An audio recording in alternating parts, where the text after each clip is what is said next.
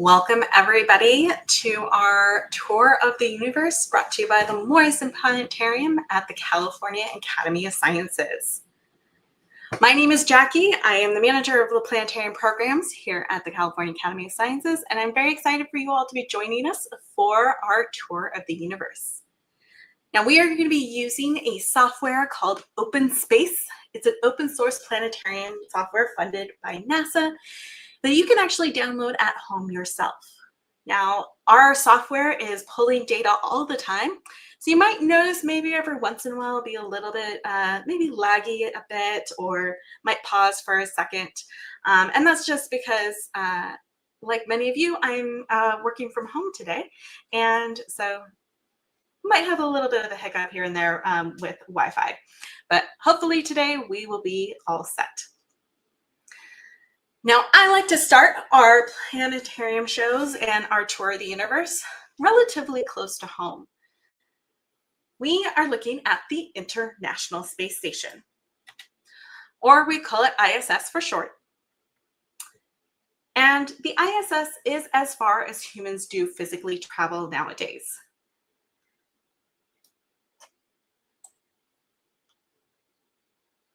When we're looking at the International Space Station, it can look pretty small compared to planet Earth, but it is quite large. It's about the size of an American football field, or I like to say the Academy of Sciences. So if you've actually ever been in our building, you have been able to walk from one side of the International Space Station to the other.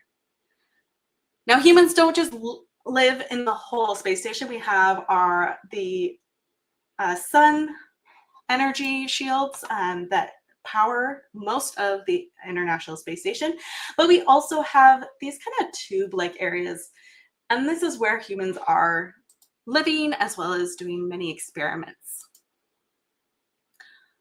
But today we are actually going to travel much further away from our planet.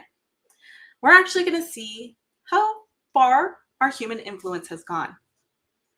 We're going to see how far humans have physically traveled. We'll see how far our spacecrafts have gone, and we will see how far human communications have gone as well. But as I mentioned, the ISS is as far as humans do physically travel nowadays, but there are plans in the works to change that. But as we're zooming away from the International Space Station, it may look like the ISS was actually plummeting into our planet Earth. It wasn't. It was just our perspective and how we're viewing it. We can actually see the path of the ISS around our planet. So that kind of yellowish line shows where its path was as of yesterday. So everything we're seeing in our planetarium software is based off of real data and where everything was yesterday afternoon. So those clouds you see on the daylight side of Earth, that is what those clouds were yesterday. But in the meantime, we can actually see our astronauts traveling very quickly around our planet Earth. It takes them about 90 minutes to orbit us just once. In fact, you can actually see the ISS passing overhead in the nighttime sky. You can look online to find out if it's going to be passing over your area, what time, and where you should be looking. And when you're looking, it should look like a little bright star that's moving across the sky. But let's go ahead and start looking at some of the other objects in our solar system. And let's bring up the path of our closest natural neighbor. And that would be the moon.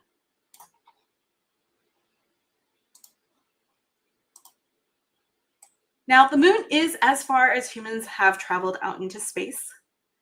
The Apollo astronauts came out here in the 1960s, and it took them 4 days to travel to the moon. Now, even though the moon is close, our closest natural neighbor is actually not close in human terms. The moon is about 250,000 miles away from our planet.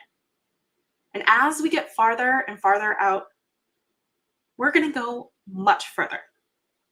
We'll be going distances of millions, billions, and sometimes even trillions of miles. And when we get this far out, it doesn't make sense for us to use miles or kilometers anymore. So we're going to be using a different yardstick, so to speak. The speed of light, the fastest thing that we know about. Now, if we were actually traveling the speed of light, and which is about 200,000 miles per second, it would take us 1.5 seconds to get to the moon. So we say that the moon is 1.5 light seconds away from planet Earth. But let's go ahead and zoom on in a little bit closer to the surface of the moon.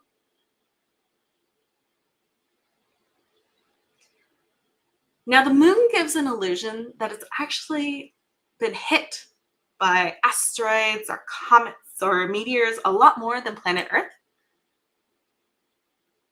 And yes, it's been hit quite a bit, and we're very grateful that it's been taking those impacts.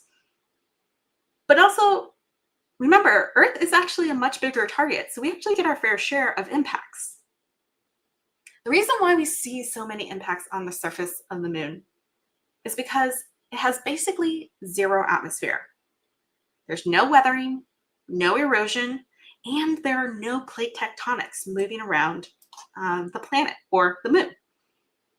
So once something actually appears on the surface of the moon, it's never erased like we see here on Earth. Now, as we zoom on out, we can actually see the path of the moon around our planet Earth in this kind of purplish color. And it takes about a month for our moon to orbit us just once. Or I like to call it a month, because not a full month. It's about 29.5 days. But let's go ahead and bring up the paths of the other planets in our solar system. We'll need to zoom out just a little bit to be able to see those.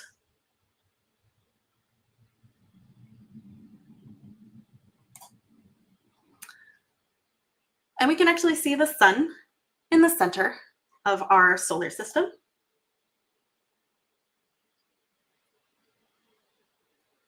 Now, the sun is our closest star to us, and if we were traveling the speed of light, it would take us 8.5 minutes to get from the Earth to the sun. So it's about 8.5 light minutes away. We can also see the paths of those planets that we know so well. We have, starting from closest to the sun, the rocky planets Mercury, Venus, Earth, and Mars. Further out, we start to see the gas giants, Jupiter and Saturn. And even further out would be Uranus and Neptune. Now, when we get this far out, I like to pause for a moment and take a look at what else might be in our solar system. Now, we see a pretty sizable gap between Mars and Jupiter. We know that there's not nothing there. In fact, we know that there is the asteroid belt. Now, I've brought up only a percentage of our main asteroid belt. It's about 70% of all the asteroids, every little dot. And that's because if I brought up every single dot for every single asteroid, my computer would actually crash. But this gives us a good rough idea of how much stuff is in our asteroid belt. And it's not just asteroids. There is another object that I like to talk about in this area. And I'm bringing up its path, and it might be a little bit difficult to see, but it's kind of that lighter blue colors, and it's showing its path. And this is not an asteroid, but I'm curious if you have any ideas of what this might be.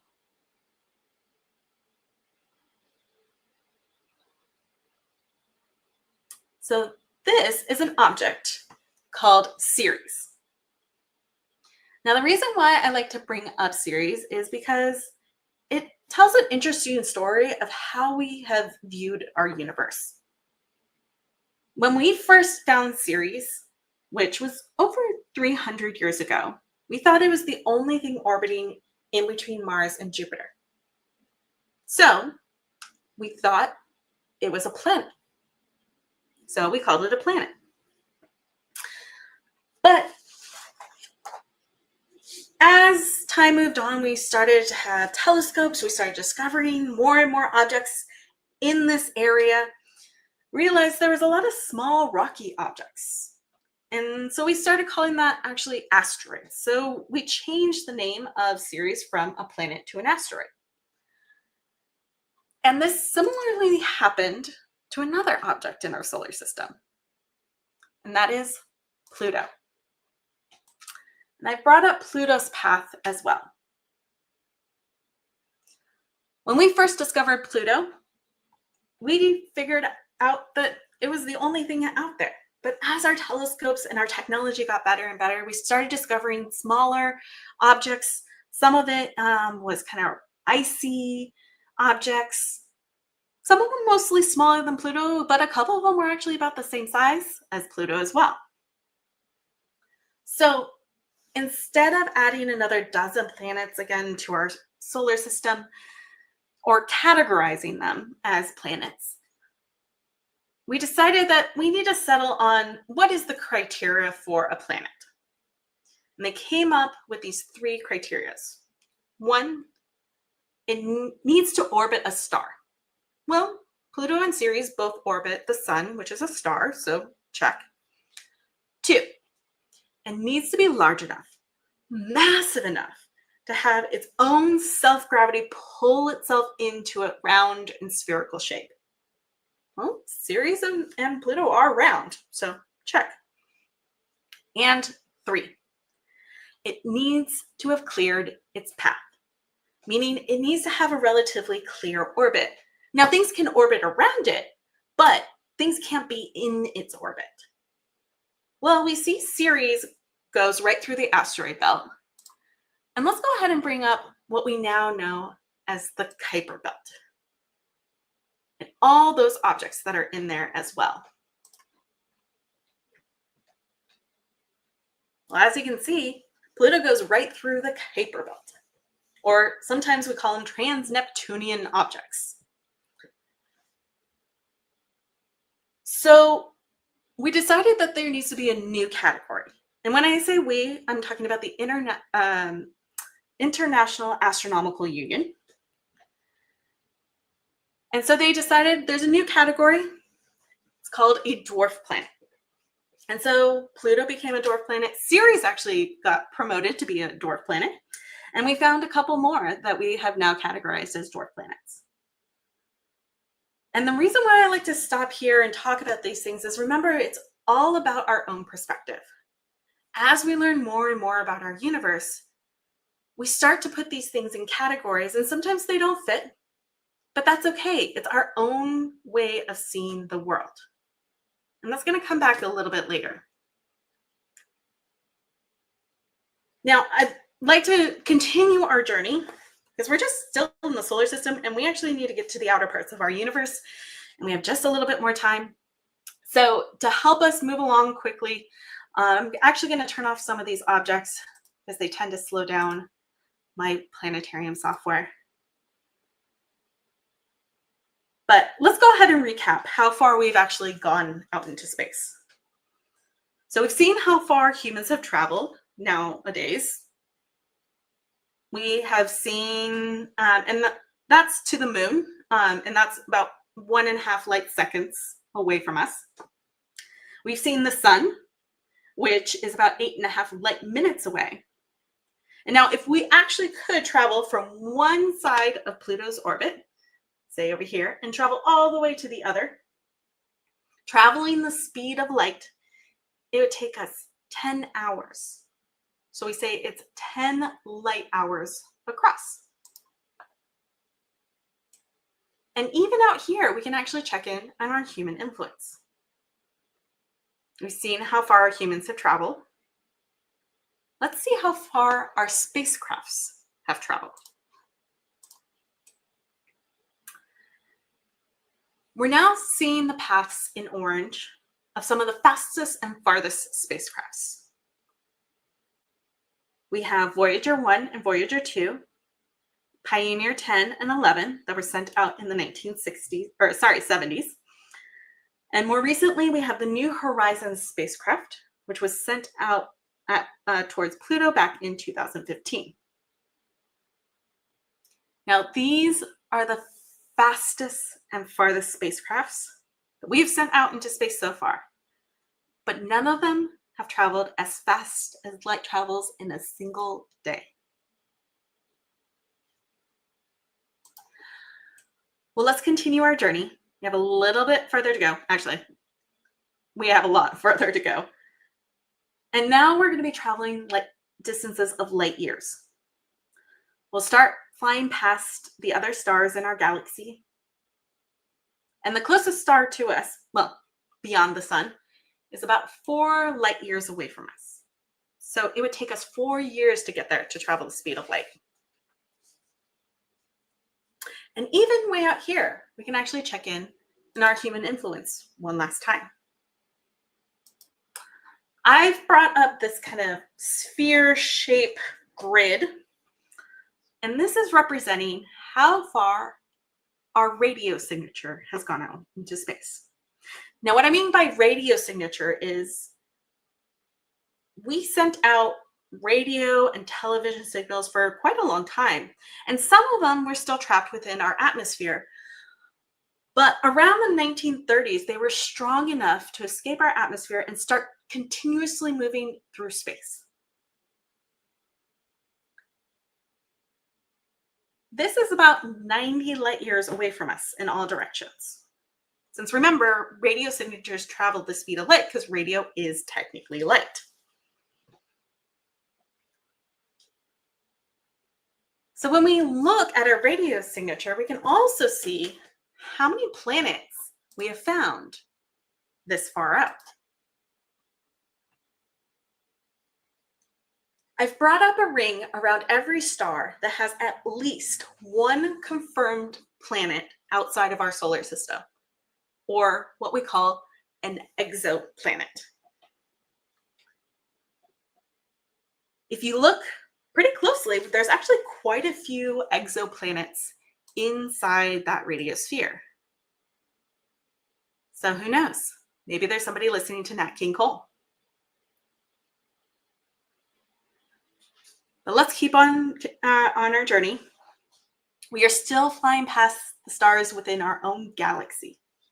We haven't even left the Milky Way.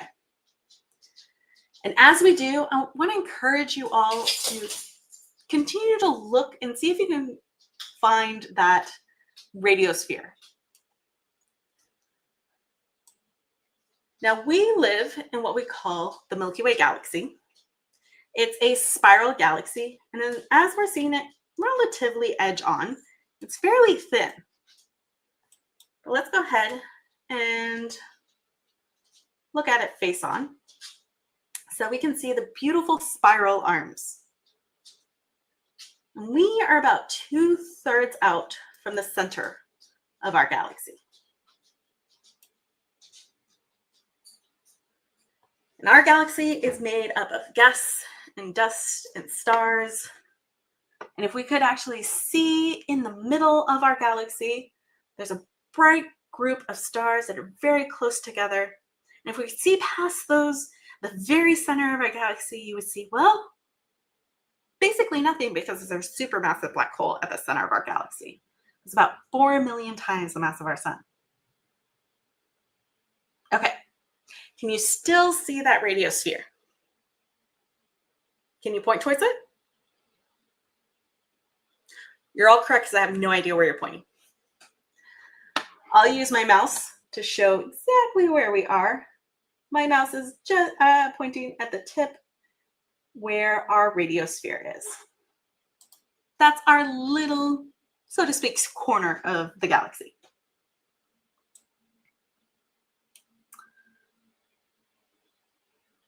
Now we are at distances of thousands of light years.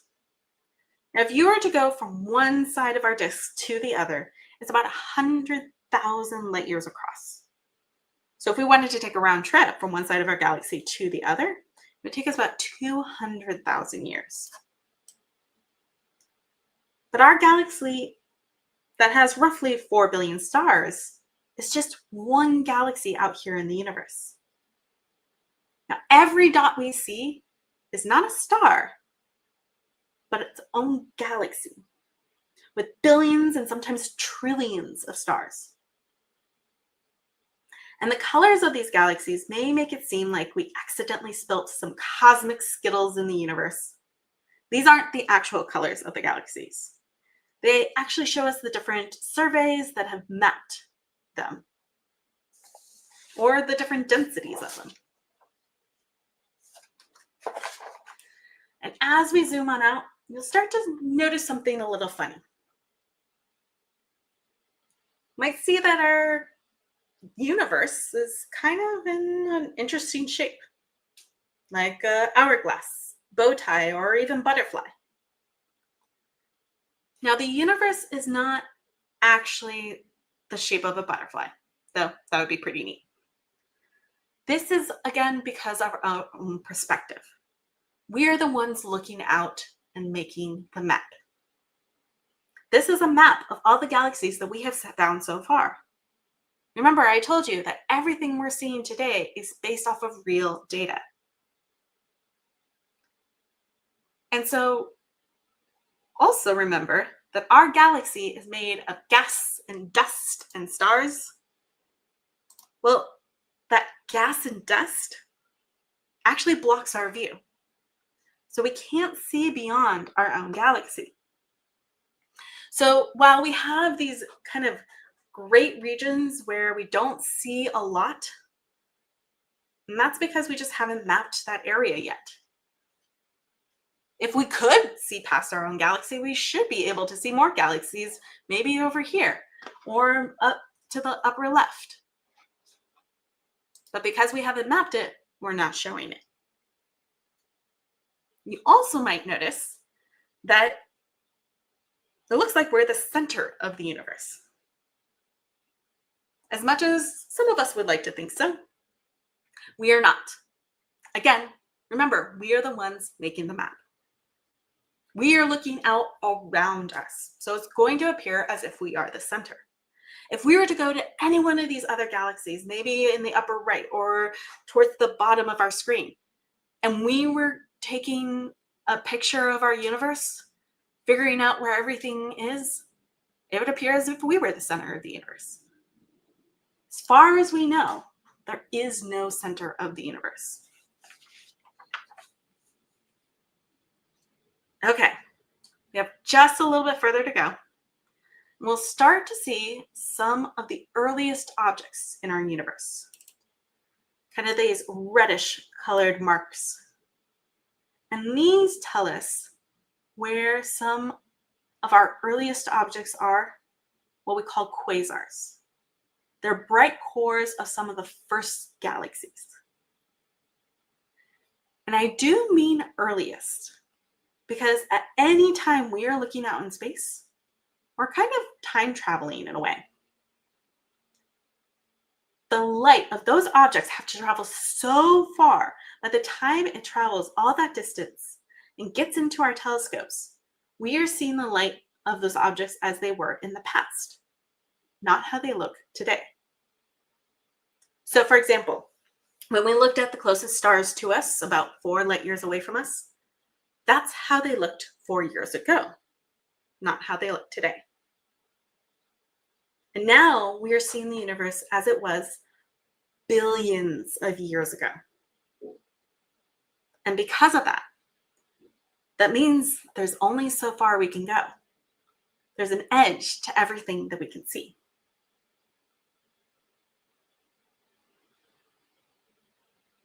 And as we zoom on out, we'll start to see that edge called the cosmic microwave background, or CMB. Now, if you had a radio telescope and you can actually look in the microwave range of light, you would see this everywhere you looked. In fact, some of the first radio astronomers were really confused because they're like, looking up in the sky and what is going on? We're seeing interference everywhere they looked. But soon they realized that it was not interference, but This is the baby picture of our universe. This is the first light after a few thousand years after the Big Bang would have happened. But since this is the edge of what we can see, that means this is as far as we can go. Can't go any further. So it's time to head home. I promise I won't leave you out in space. But one more thing as we're zooming on back home. All that we have looked at today, all these stars and galaxies and the cosmic microwave background, that's not everything in our universe. There's dark energy, this mysterious force that's causing space itself to accelerate as it expands.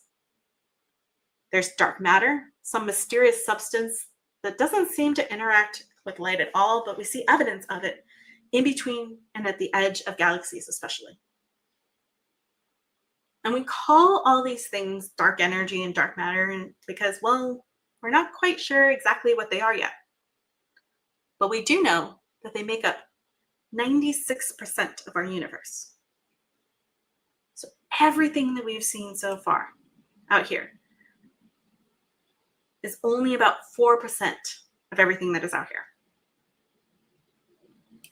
And that may make us feel a little small, like we're one tiny dot in this homogeneous universe. But I like to think of it this way. Yes, we're one tiny dot. But look at all that we have found, almost entirely by looking through telescopes. And there's a whole lot more for us to discover, and there's a whole lot more for us to learn. And that's what makes it a wonderful time in human history. That we're not just able to talk about our universe, but show you it in 3 dimensions, a map of the cosmos. And we're only just starting to unravel the true nature of our universe, but only just starting. The rest, well, that's up to the next generation of scientists back here on planet Earth. Well, we're back home, everybody. That third rock from the sun. The only place in all of this that we have found life. And that's pretty incredible to think about. So welcome home, everybody. And thank you for joining us for our tour of the universe.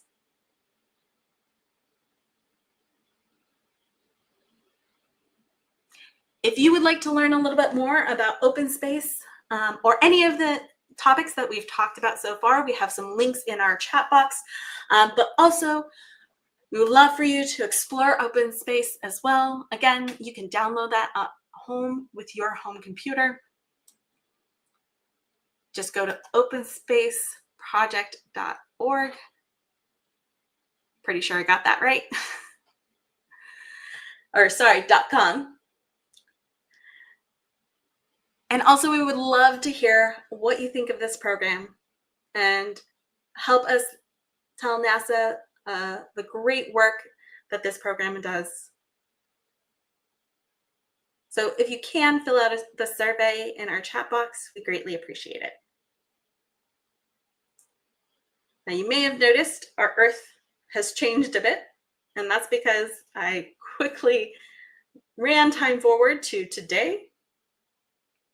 And this is what the Earth looks like right now. And it's not that there's no clouds in that area.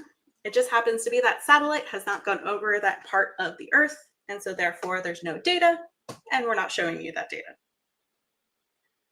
So OpenSpace is an amazing thing to be able to explore our planet and our universe. Thank you, everybody. And I hope you can join us again in the future for another tour of the universe. Good night.